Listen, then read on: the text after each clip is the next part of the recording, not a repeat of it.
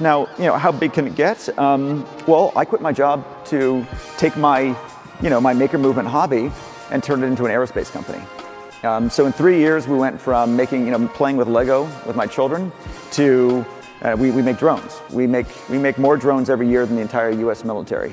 So talk a little bit about that. I mean, here you are, you make drones, you start with some toys. What are the kind of applications that you saw opening up that you wouldn't have expected that could be maybe a forerunner to something that the maker revolution might?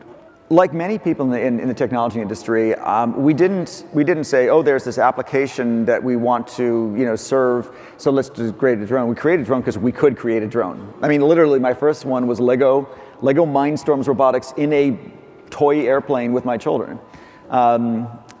That's not the way we do it today, but the point is we built a drone because we could, and then we put it out there, and then people started doing things that we never expected.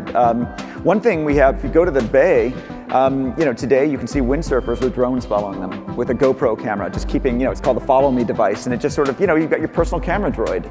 Agriculture turns out to be one of the huge applications. Agriculture is a big data problem without the big data. Why don't farmers know what's going on in the crops? Because it's too big.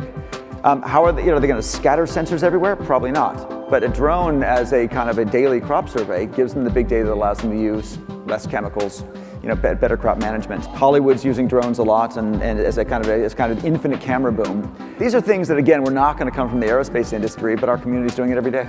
We're starting to see companies like GE using this same model. GE is a huge embracer of the maker movement. GE says that, if they can get those 3D printers into schools, if they can train a generation to know that anything they can imagine they can make real, then we will be the vibrant manufacturing economy we once were. For it to affect the economy at large, all that mass amateurism is going to also have to result in mass entrepreneurship.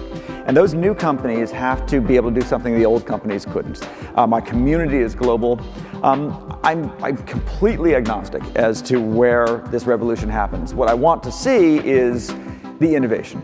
I want to see the new products, I want to see the new companies, I want to see the new business model. This is digital manufacturing.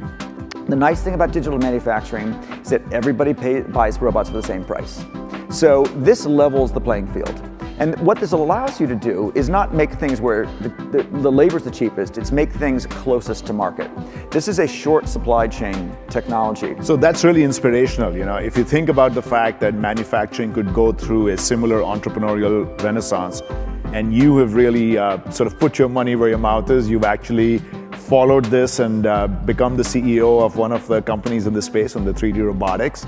Any closing comments, any suggestions, thoughts to all the budding entrepreneurs out there? Just do it. First of all, if you have kids, get a 3D printer this year. Now it's ready. They're easy to use. They cost like $1,000. You can buy one in Staples, the Cube 3D Systems. I'm not in this business. I'm not selling any product. I'm just saying, as a father, it's transformative.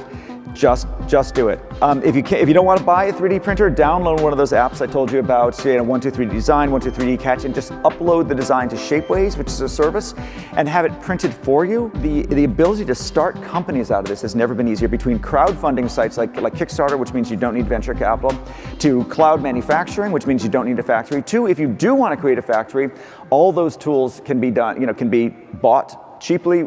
The maker movement is all about industrializing hobbies, and the hobby is the fun part, but the industrialization is how we move the needle for the economy.